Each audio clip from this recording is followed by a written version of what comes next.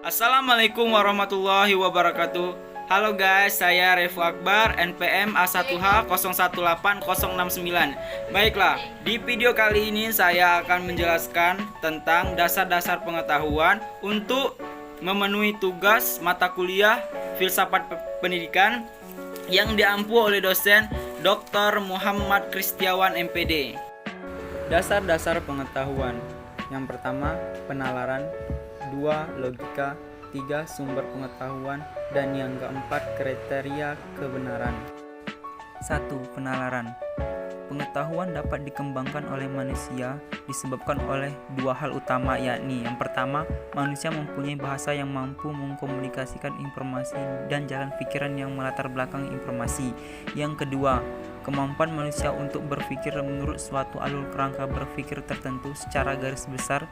Cara berpikir seperti itu disebut penalaran. Bagian-bagian dari penalaran yakni yang pertama, hakikat penalaran. Penalaran merupakan suatu proses berpikir dalam menarik sebuah kesimpulan yang berupa pengetahuan.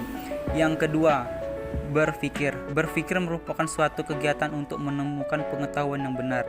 Dan yang ketiga, perasaan. Perasaan merupakan suatu penarikan kesimpulan yang tidak berdasarkan penalaran.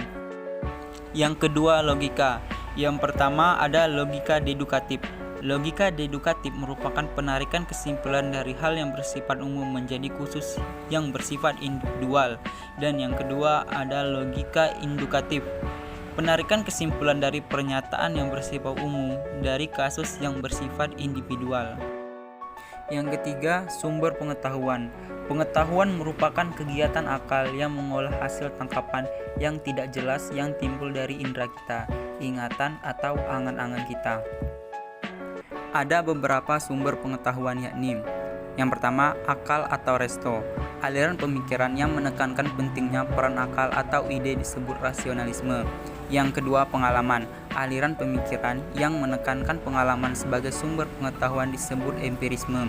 Yang ketiga, intuisi, merupakan pengetahuan yang didapat tanpa melalui proses penalaran tertentu. Yang keempat, wahyu, merupakan pengetahuan yang disampaikan oleh Tuhan kepada manusia. Yang keempat, kriteria kebenaran. Kebenaran adalah persesuaian antara pengetahuan dan objeknya. Kebenaran menurut setiap individual relatif berbeda-beda, sehingga setiap jenis pengetahuan mempunyai kriteria kebenaran yang tidak sama. Jenis-jenis kebenaran. Yang pertama, kebenaran epistemologis. Yang kedua, kebenaran ontologis. Yang ketiga, kebenaran semantik. Teori kebenaran.